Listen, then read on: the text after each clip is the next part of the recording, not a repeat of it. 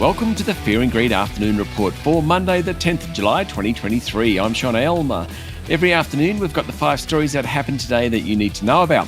Story number 1, the S&P ASX 200 closed down 1.5% today to 7,004 points on the back of fears of a global recession. Like most of last week, it was a tough day for the iron ore miners. Today, though, it was on the back of low Chinese inflation figures. BHP and Rio were down 1%, while Fortescue Metals Group was off more than 2%. The banks aren't having a great time either. Commonwealth Bank is back below $100 a share, while National Australia Bank has been among the worst performing large caps over the past year. The tech stocks have bumped around a bit, but today they outperformed, with WiseTech Global, Xero and REA all ending in the black. Gold is a safe haven in tough times, and gold stocks are benefiting. Newcrest Mining finished up 1% today. Northern Star Resources was up almost 2%, and energy stocks continued their outperformance of recent sessions. Story number 2, Meta, owner of Facebook, Instagram, WhatsApp, and now Threads, will provide a one-off funding increase to its news offering in an attempt to crack down on misinformation in the lead-up to the voice referendum over whether to introduce an Indigenous voice to Parliament. The company was heavily criticised for allowing misinformation during the 2016 presidential election in the United States. It now has a process for addressing controversial public events, and its public policy boss, Mia Garlick, said the process will be used for the referendum scheduled for later this year. Meta will give an undisclosed amount to a bunch of media groups to boost their fact-checking programs which identify false articles. Meta will warn users about sharing links to those articles, limit how many people see the links from those who ignore the warnings, and add a disclaimer to readers.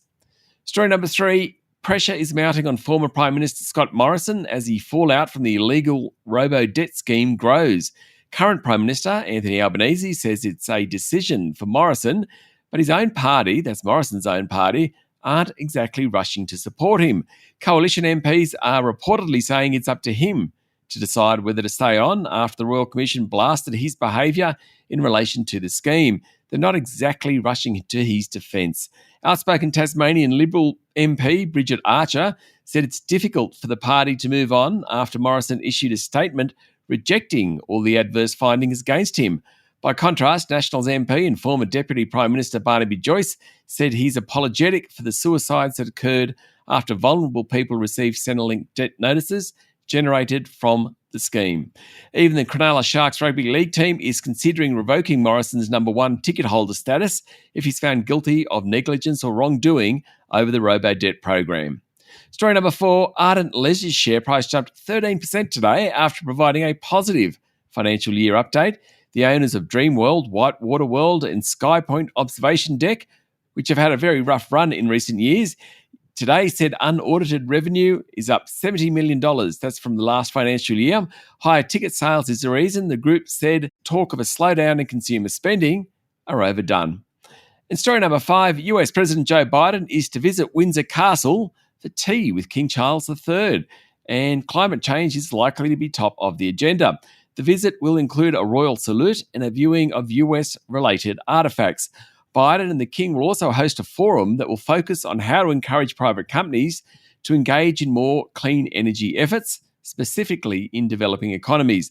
Now, Biden didn't attend the coronation in May. He sent his wife, Jill Biden, instead. He last had formal talks with Charles, who was then Prince of Wales, in November 2021 at the COP26 United Nations Climate Summit in Glasgow. He also attended the state funeral for the late Queen Elizabeth II. Now, before he visits Windsor Castle, Biden is due to meet British Prime Minister Rishi Sunak as well. That's it for the afternoon report for Monday, the 10th of July, 2023. Don't forget to hit follow on the podcast and find Fear and Greed on LinkedIn, Instagram, Twitter, and Facebook. Join Michael Thompson and I tomorrow morning for the Fast 5 by Fear and Greed. Top 5 business stories you need to know in just 5 minutes. I'm Sean Aylmer. Enjoy your evening.